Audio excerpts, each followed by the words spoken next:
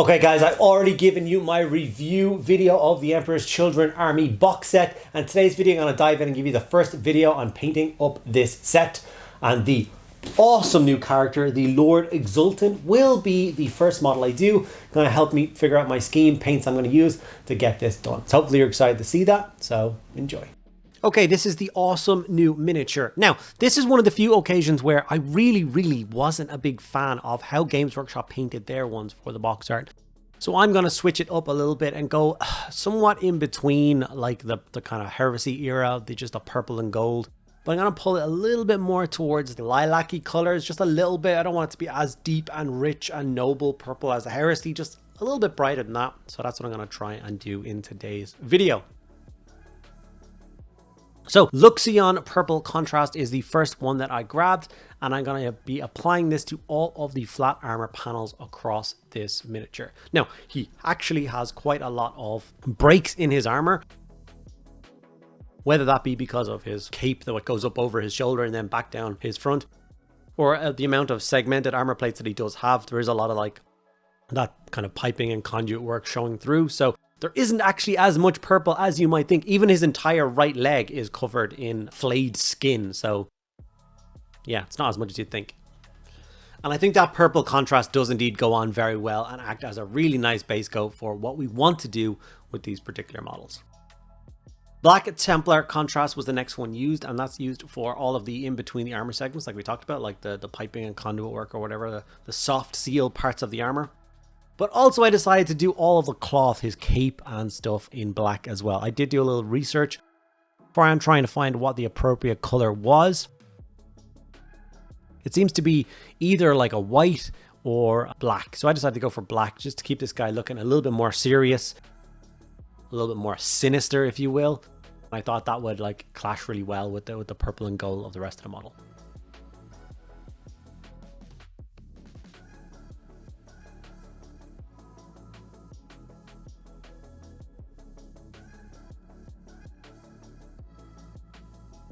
After that, of course, it is time to work up some of the other details on this beautiful model. So we are going to grab our wildwood, which is for a very small section of the model, which is his belt, which has some straps holding on some extra armor panels around his thigh, and he's got a holster on his back, which is going to get done in wildwood as well. But that's about it. It's not a lot. It's not a crazy amount of detail. It's just a very quick extra step.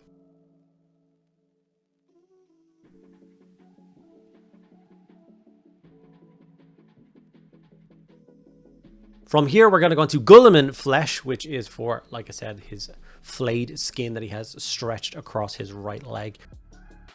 Some of the more infantry models in the box set have a lot more flayed skin, whether it be capes or stretched across shoulder pads and stuff. So this step will be used across most of the army.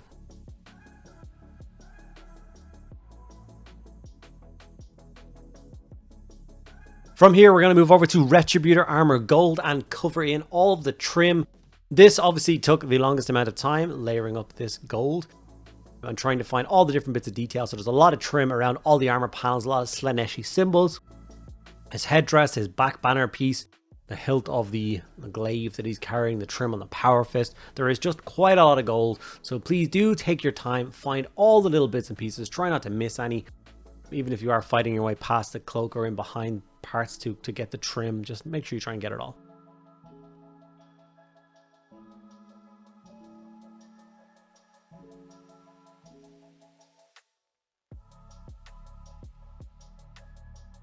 And with all the gold done, we just have to do the other parts of the metallic, which is just the silver sections of the model. So for this, we're going to reach for our trusty lead belcher and cover in all those different sections. Now with the silver on, that is of course all the base coats on the model. So it's now time for an all over shade. If you watch a lot of my videos, you know I'm a big fan of all over shades on miniatures. I think it helps protect the contrast coat and obviously helps tie all the different tones and colors together. And it's a really nice place to layer up from after the fact. Now, what I've done for this one is I've gone for Druchii Violet, and I'm going to use this to shade the entire miniature. That is all the gold, all the silver, all the purple, black, every single section of it.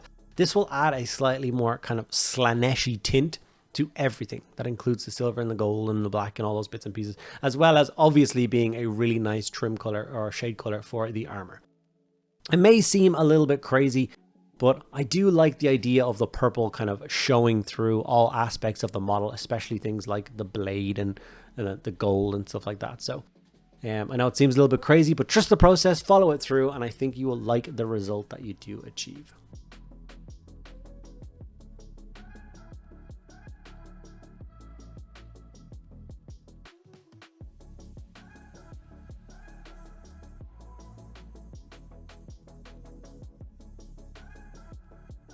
Okay, and with the shade on and dry, it is now time to layer it up. I've also added a little bit of gray texture paste to the base. I'm going to be working that up a little bit later on. I've decided I'm going to go for like a snow texture for this model. I think that will balance the model out really well. Genestealer Purple is the color of choice that I went for layering up this armor. You may have very briefly noticed that was the air version of it. Honestly, the reason I was using the air version of it this time is I can't bloody well find my actual Genestealer Purple anywhere. So that's a little bit annoying, but the air version works just fine. You might just need 2 extra coats to make sure you get it nice and clean in certain areas, but it does work a treat.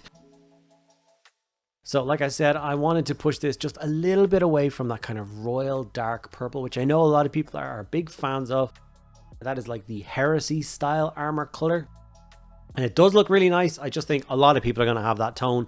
So I'm going to break mine up just a little bit by going a little bit brighter and having a little bit more of a pop to the scheme, if you will. So hopefully you like the look of it. I certainly like how the purple turned out. I think it looks pretty cool.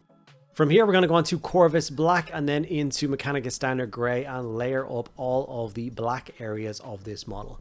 Corvus Black, of course, being my traditional go-to for layering up black areas. It is black with just a hint of grey in it. It acts as a really nice layer color, but because there's so much fabric here, I decided to push it just one step forward, and that's of course where that Mechanicus Standard Grey comes in, and we're going to go for very light kind of scratchy line highlights across some of the higher folds of the cloth just to make it stand out a little bit more on the table.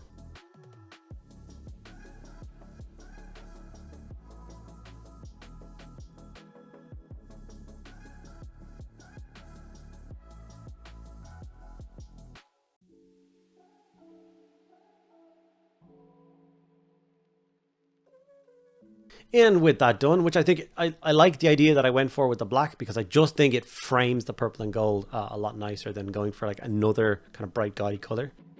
Liberator Gold is my color of choice for layering up all of the gold parts across this model. Obviously, these are Slaanesh colors. Slaanesh is all about perfection and stuff like that. So you want their equipment to be very pristine and very well kept and very aesthetically pleasing looking. So I think that Liberator Gold really does act as a really nice subtle highlight for all those areas and just looks really nice.